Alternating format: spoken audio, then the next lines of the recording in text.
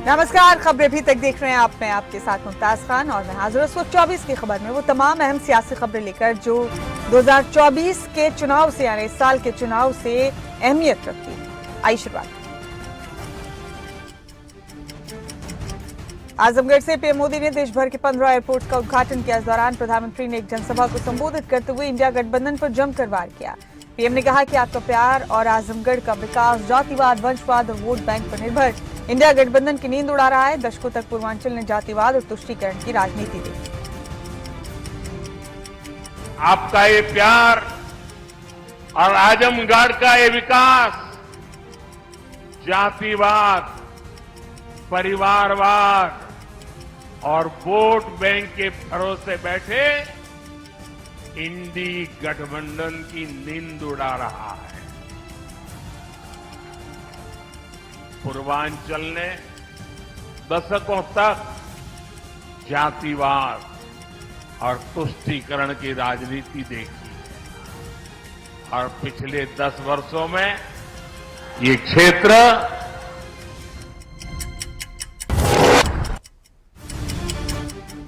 आगामी लोकसभा चुनाव के लिए तमिलनाडु और पुदुचेरी में कांग्रेस और डीएमके के बीच गठबंधन हो गया है। दोनों पार्टियों के बीच तमिलनाडु और पुदुचेरी की सीटों के बंटवारे को लेकर आम सहमति बन गई, जिसको लेकर कांग्रेस अध्यक्ष मल्लिकार्जुन खड़गे ने कहा कि हमने तमिलनाडु में डीएमके के साथ गठबंधन किया है।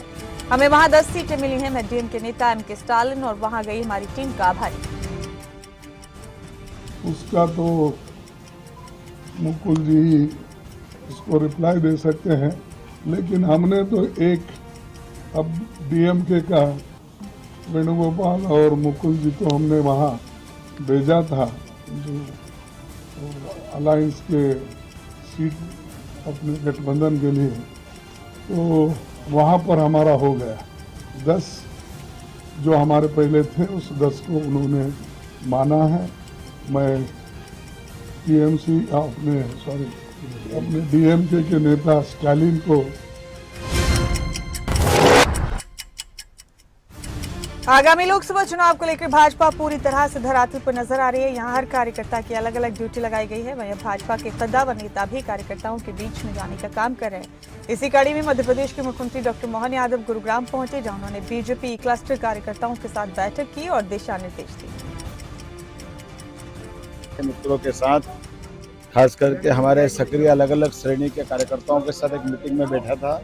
मेरे साथ जिलाध्यक्ष कमल यादव जी, हमारे यहाँ के जनप्रतिनिधिगण, राज्य शासन के मंत्रीगण और मेरी आज यहाँ मुलाकात भी माननीय मुख्यमंत्री श्रीमान हमारे अपने मनोहर लाल जी ठक्कर साहब से हुई है। मेरी अपनी ओर से एक बार फिर हरियाणा वालों का स्नेह के साथ नमस्कार भी है। ने अत्यंत प्रेम लुटाया, मुझे प्रेम से सुना भी सही, मैंने भी समझा।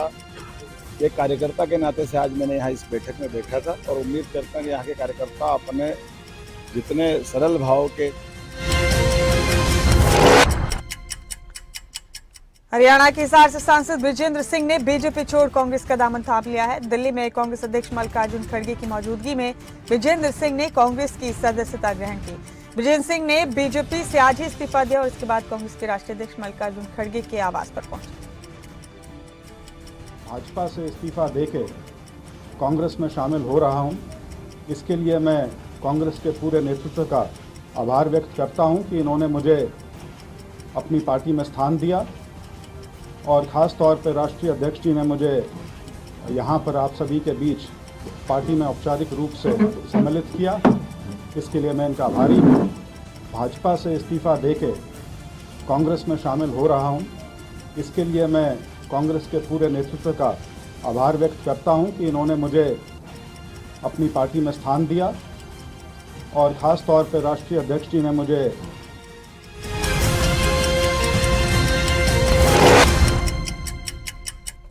हरियाणा में कांग्रेस लोकसभा चुनाव की तैयारियों में काफी वक्त पहले से लगी हुई है। प्रदेश में पार्टी के दिग्गज नेता लगातार जनता के बीच जाकर जनसंपर्क अभियान कर रहे हैं। इसके साथ ही सरकार के खिलाफ प्रदेश के अलग अलग इलाकों में जन आक्रोश रैली भी की जा रही है। इस बीच पूर्व मुख्यमंत्री भूपेंद्र सिंह हुड्डा ने कहा कि हम 2024 के चुनाव के लिए तैयार हैं। हम उतनी सीटें जीतेंगे जितने लोग हमें जिताना चाहें। कर रहे हैं, वो अपना काम कर रहे हैं, हम अपना काम कर रहे हैं। सर कितनी तैयारियां हैं 2024 को लेकर? पूरी तैयारी है कांग्रेस पार्टी। कितनी सीटें हरियाणा और पूरे देश में जीत रही है कांग्रेस? जितने लोग जिताएंगे। द्वारका एक्सप्रेस वे का उद्घाटन करने वाले हैं पीएम मोदी, इस पे क्या कहना है आपको? ये हमारे समय में शुरू हुआ था, अब पूरा हुआ है। अच्छी बात है, सुविधा मिलेगी लोगों को। सर, राहुल गांधी की भारत जोड़ो न्याय यात्रा लगभग समाप्त होने को हो, अभी गुजरात में है, मुंबई में वो खत्म होगी, इसको कैसे देखते हैं? मेहनत कर रहे हैं, अच्छी यात्रा है।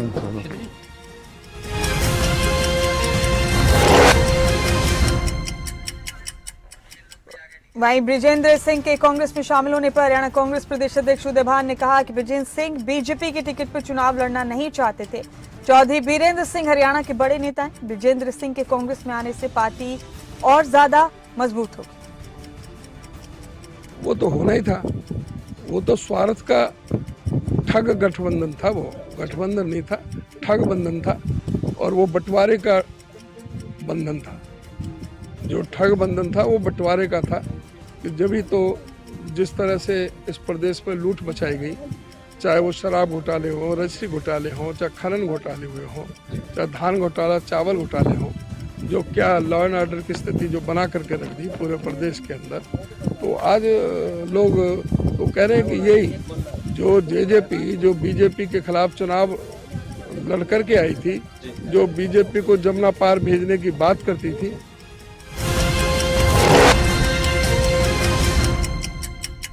बृजेंद्र सिंह के कांग्रेस में शामिल होने पर कांग्रेस के राज्यसभा सांसद दीपेंद्र हुड्डा ने कहा कि बीजेपी के कई नेताओं ने कांग्रेस का हाथ थामा है। पिछले एक साल में 35 बड़े नेताओं ने कांग्रेस ज्वाइन की है। धरातल पर बीजेपी नजर नहीं आ रही।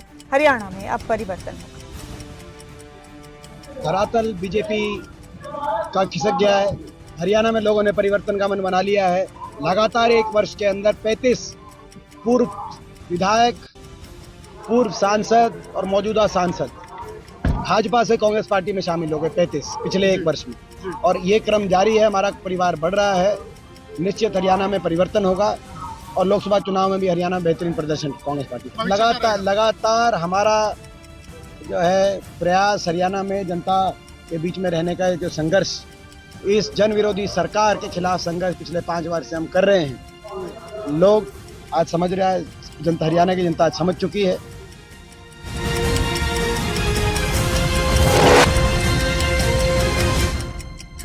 सिरसा की बीजेपी सांसद सुनीता दुग्गल ने बड़ा दावा करते हुए कहा कि मोदी की गारंटी मेरी गारंटी है। 5 सालों में सिरसा लोकसभा की जनता की उम्मीदों पर खरी उतरी हूं। देश में एक बार फिर नरेंद्र मोदी प्रधानमंत्री बने।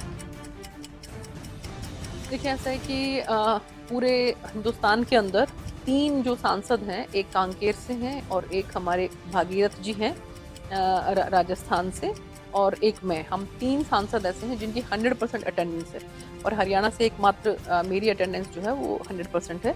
मुझे बहुत तसल्ली है इस बात की कि जब भी मौका मिला मुझे, मैंने सेशन के अंदर अपने इलाके की बात को बहुत पुरजोर तरीके से रखा। और इसके साथ साथ मैं इस बात के लिए भी संगठन को धन्यवाद करती हूँ कि हमारी भारतीय जनता पार्टी के संगठन ने मुझे बहुत से बिल के ऊपर, बहुत से डिबेट्स के ऊपर जो है वो पार्लियामेंट के अंदर बोलने का मौका दिया। चाहे हम बात करें जैसे जो हमारा अभी नारी वंदन अधिनियम जो था उसके ऊपर मुझे बोलने का मौका मिला, चाहे हम क्लाइमेट के ऊपर बात करें उसके ऊपर जो 193 के लोकसभा चुनाव की सरगर्मियां हरियाणा में बढ़ने वाली हैं। आम आदमी पार्टी ने अपने चुनावी अभियान का आगाज कर दिया है। कुरुक्षेत्र से आम आदमी पार्टी ने चुनावी अभियान शुरू किया। मंच पर पंजाब के सीएम भगवंत मान और दिल्ली के सीएम अरविंद केजरीवाल पहुंचे, जहां केजरीवाल ने बीजेपी पर जमकर निशाना साधा और कहा कि हरियाणा में बीजेपी सांसदों ने काम नहीं किया। तरफ किसान कह रहे थे भाई हमको मुआवजा दे दो, मुआवजा दे दो। किसी को मुआवजा नहीं दिया खट्टर सरकार ने।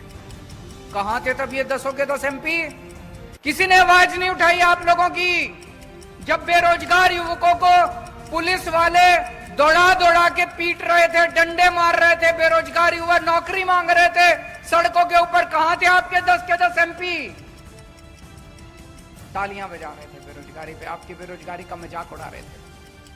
और हद तो तब हो गई जब आपके बेरोजगार बच्चों को यूक्रेन भेज दिया खट्टर सरकार ने युद्ध के अंदर मरने के लिए।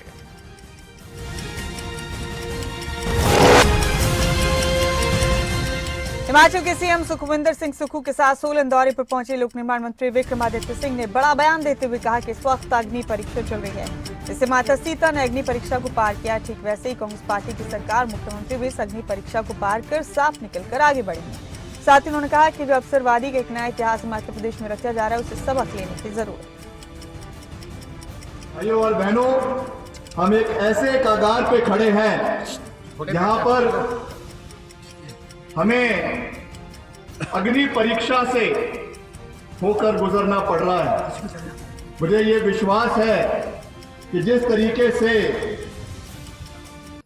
माता सीता ने अग्नि परीक्षा को जो है पूरी तरीके से पार किया, वैसे ही कांग्रेस पार्टी की सरकार और मुख्यमंत्री जी भी इस अग्नि परीक्षा को पार कर पाक साफ इससे निकलकर आगे। आगामी लोकसभा चुनाव को लेकर भारतीय जनता पार्टी ने हिमाचल में नाहन से आज संकल्प पत्र यात्रा का शुभारंभ किया है। प्रदेश भाजपा अध्यक्ष डॉक्टर राजीव बिंदल ने संकल्प पत्र यात्रा वाहन को नाहन में हरी झंडी दिखाकर रवाना किया, जो गांव-गांव और घर-घर जाकर मोदी सरकार की गारंटी और बीते 10 सालों में चलाई गई अनेक योजनाओं की जानकारी देगा। आज देश भर में संकल्प पत्र यात्राएं शुरू हो रही हैं। मेरा देश कैसा बनना चाहिए, उसके लिए माननीय मोदी जी ने पूरे देशवासियों के सुझाव मांगे। हिमाचल प्रदेश में ये मोदी की गारंटी की 8 गाड़ियां आज शुरू हो रही हैं। ये गांव-गांव जाएंगी, सभी जनमानस के सुझाव एकत्रित करेंगी।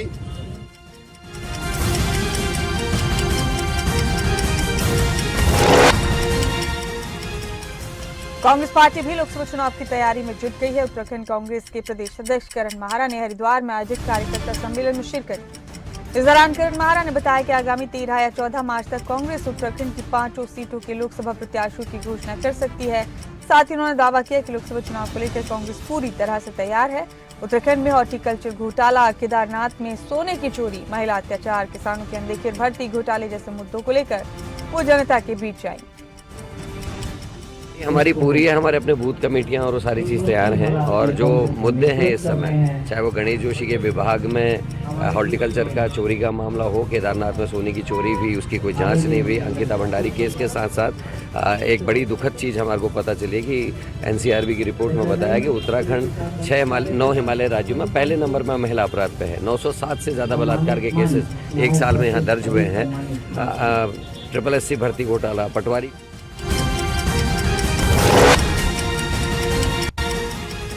तीन बार फरीदाबाद और एक बार मेरठ से सांसद रहे करतार सिंह भडाना ने बीजेपी का दामन थाम लिया।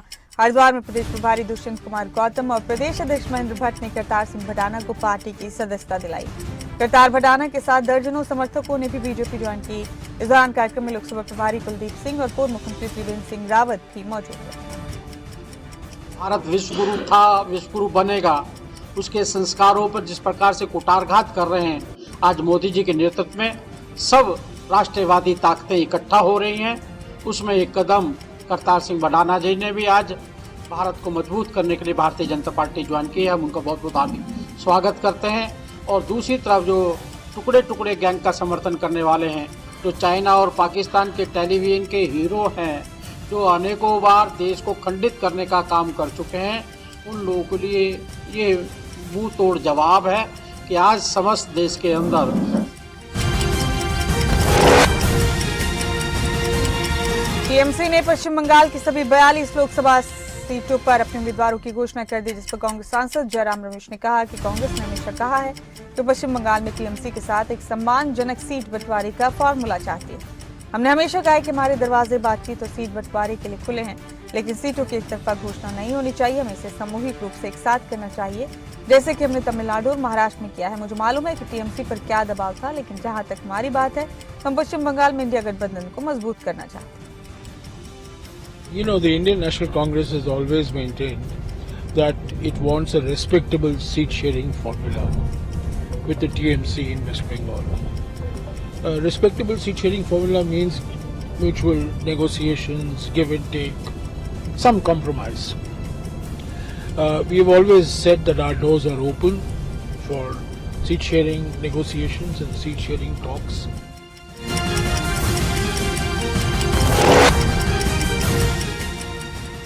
महाराष्ट्र में महाविकास आघाड़ी के बीच सीट शेयरिंग हो गई, जिसको लेकर शिवसेना सांसद संजय राउत ने कहा कि बीजेपी को महाविकास आघाड़ी उद्धव ठाकरे और शरद पवार का इनके मन में इतना डर है कि बौखला गए। एमवीए 40 से ज्यादा की सीटों की तैयारी में है। हमारा मिशन हर सीट पर जीतेंगे और लड़ेंगे। देश की सत्ता में परिवर्तन महाराष्ट्र की भूमि से होगा। महाविकास आघाड़ी का डर इतना है, उद्धव ठाकरे जी, शरद पवार जी का डर इतना है ये लोगों के मन में, ये बौखला गए हैं। 48 सीटें हैं। महाविकास आघाड़ी 40+ की तैयारी में है। हमारा कोई वो अमित शाह जी आए थे मिशन 45, वो तो कमीशन 45 है। हाँ, वो कमीशन वाले मिशन है, हमारा मिशन है हर सीट पर जीतेंगे और लड़ेंगे। तो देश की सत्ता में जो परिवर्तन होगा तो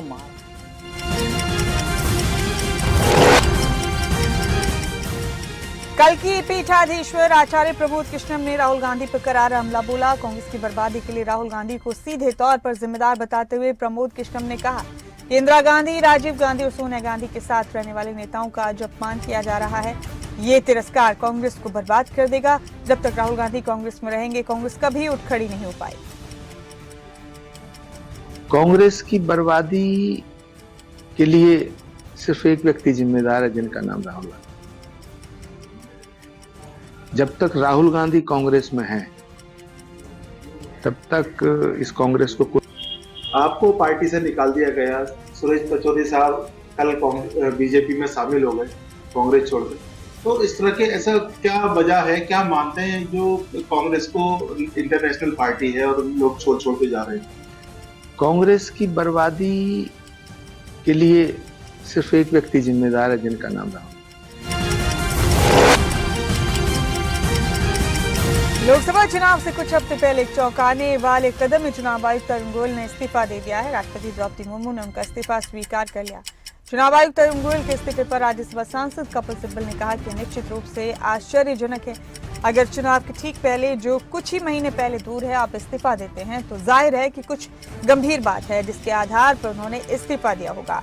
मैं संभवतः उस कारण का अंदाजा नहीं लगा सकता, लेकिन जाहिर तौर पर मतभेद का कुछ तत्व है, खासतौर पर जब उनका कार्यकाल अभी खत्म नहीं हुआ। There surely is, because you don't, at the cusp of an election, which is just a couple of months away, if you resign, obviously there's something serious on the basis of which you must have resigned. I can't possibly speculate the reason, but obviously there is some element of difference of opinion, especially when his term was still not over. There surely is, because you don't, at the cusp of an election. Congress महासचिव KC. Venugopal ने कहा कि काफी चौंकाने वाला है। चुनाव की घोषणा से ठीक पहले चुनाव आयुक्त ने इस्तीफा दे दिया। इस चुनाव आयोग में क्या हो रहा है? मुझे लगता है कि भारत सरकार स्वतंत्र और निष्पक्ष चुनाव नहीं चाहती। ये देश के लिए चौंकाने वाली खबर। It is quite shocking. Just before the election declaration, Election Commission has been resigned from that post. Now only one chief election commissioner is to conduct the election. What is happening in this election commission? The entire country is anxious. I think that this government of India didn't want a free and fair election at all. Earlier they changed the chief justice from the selection body of the election commission and commissioner. In place of chief justice of India, they put a cabinet minister. Lok Sabha चुनाव में अब कुछ ही वक्त बाकी है। ऐसे में सभी राजनीतिक दल अपने अपने प्रचार प्रसार में लगे हैं। देश में चल रही चुनावी तैयारियों के बीच शनिवार को चुनाव आयुक्त अरुण गोयल ने अपने पद से इस्तीफा देकर सबको चौंका दिया।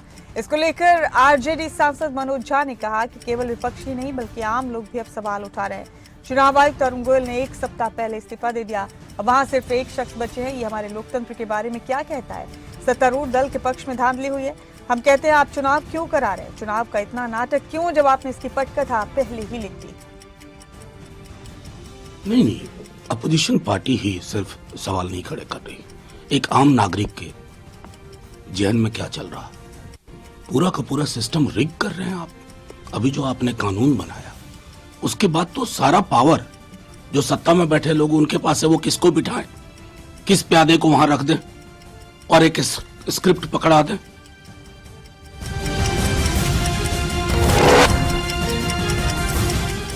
आगामी लोकसभा चुनाव से पहले चुनाव आयुक्त अरुण गोयल के इस्तीफे पर एआईएमआईएम चीफ असदुद्दीन ओवैसी ने प्रतिक्रिया दी है। ओवैसी का कहना है कि बहुत चौंकाने वाली बात है जो भारत का चुनाव आयोग 13 मार्च के बाद किसी भी दिन कार्यक्रम की घोषणा कर सकता है।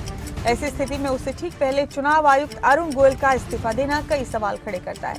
साथ ही ओवैसी ने कहा कि मैंने संसद में कहा था कि सरकार सुप्रीम कोर्ट के खिलाफ जाकर मुख्य चुनाव आयुक्त और चुनाव आयुक्तों की नियुक्ति का तरीका बदल रही है। अगर इन्हें नियुक्त करने वाले 3 लोगों में से 2 सरकार के हैं तो जाहिर सी बात है कि सरकार अपने लोगों को ही रखेगी।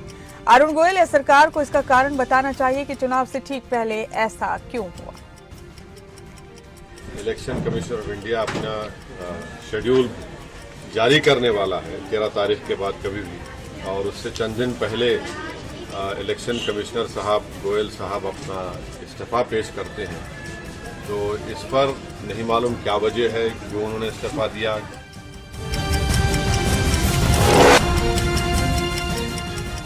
ओडिशा में सत्तारूढ़ बीजू जनता दल और बीजेपी के बीच गठबंधन को लेकर काफी अटकलें लगाई जा रही हैं। इस बीच दिल्ली सरकार में मंत्री सौरभ भारद्वाज ने कहा कि ओडिशा में राजनीतिक स्थिति बहुत तेजी से बदल रही।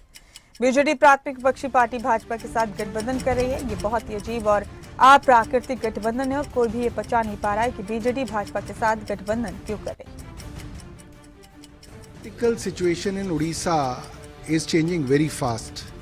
The ruling party, which was Biju Janata Dal, is getting into alliance with the primary opposition party, which was Bharatiya Janata Party. And it is very strange and unnatural alliance, and nobody is able to digest that why is BJD allying with BJP. And looking at this political situation, our national convener, Delhi Chief Minister Mr. Arvind Kejriwal, has sent me and the Prabhari of Odisha here in Bhubaneswar. Yesterday and today we had meetings with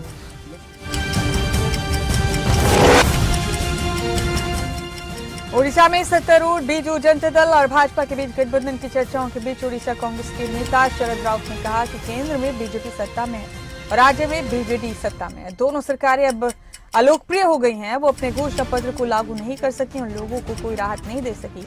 दोनों उनमें से कुछ असहाय महसूस कर रहे हैं और वो कांग्रेस के खिलाफ संयुक्त रूप से चुनाव लड़ने की कोशिश कर रहे हैं और कांग्रेस के बढ़ते प्रभाव से डरे।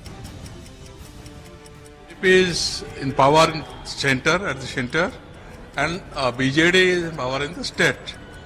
Both the government, they are highly now became unpopular. They could not keep their manifesto. They could not implement their manifesto. They couldn't provide any relief to the people, and they are indulged in corruption, massive corruption.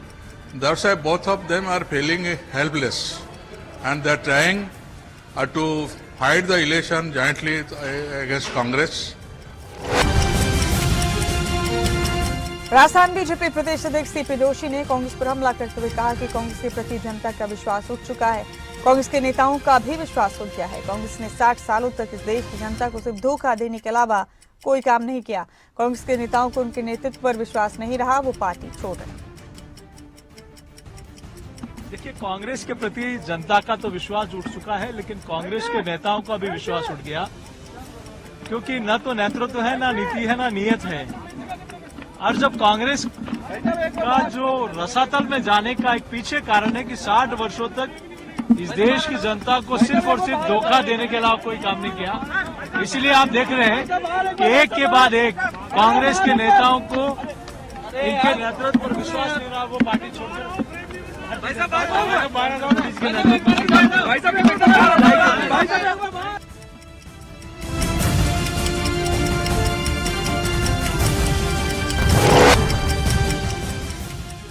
Congress के कुछ नेताओं के BJP में शामिल होने पर राजस्थान विधानसभा के LOP टीका राम जूली ने कहा कि जो लोग कांग्रेस छोड़ रहे हैं वो ही इसका कारण बता सकते हैं, चाहे वो डर या लालच के कारण छोड़ रहे हैं, चाहे वो पार्टी के भीतर पद हो या सम्मान। कांग्रेस ने उन्हें सब कुछ दिया है। अगर नेता पार्टी छोड़ रहे हैं तो पार्टी को कोई नुकसान नहीं है। पार्टी को नुकसान तभी होगा जब उसके कार्यकर्ता उसे छोड़ेंगे, लेकिन कांग्रेस के कार्यकर्ता मजबूत हैं और उन्हें मालूम है कि क्या करना है। बीजेपी बात करती है कांग्रेस मुक्त भारत की, लेकिन कांग्रेस के लोगों को जोड़ते रहते हैं। फिर बीजेपी की विचारधारा कहां बची? कारण तो वो ही बता सकते हैं कि वो डर की वजह से जा रहे हैं या लालच की वजह से जा रहे हैं। कांग्रेस पार्टी ने इन नेताओं को कोई देने में कमी नहीं छोड़ी। कांग्रेस पार्टी ने खूब दिया है। जब भी चाहे केंद्र की बात हो, चाहे राज्य की बात हो, चाहे मान सम्मान की बात हो, पार्टी के अंदर पद देने की बात हो, पार्टी ने तो कोई कमी रखी नहीं। आज जिस प्रकार से चुनावी मौसम के अंदर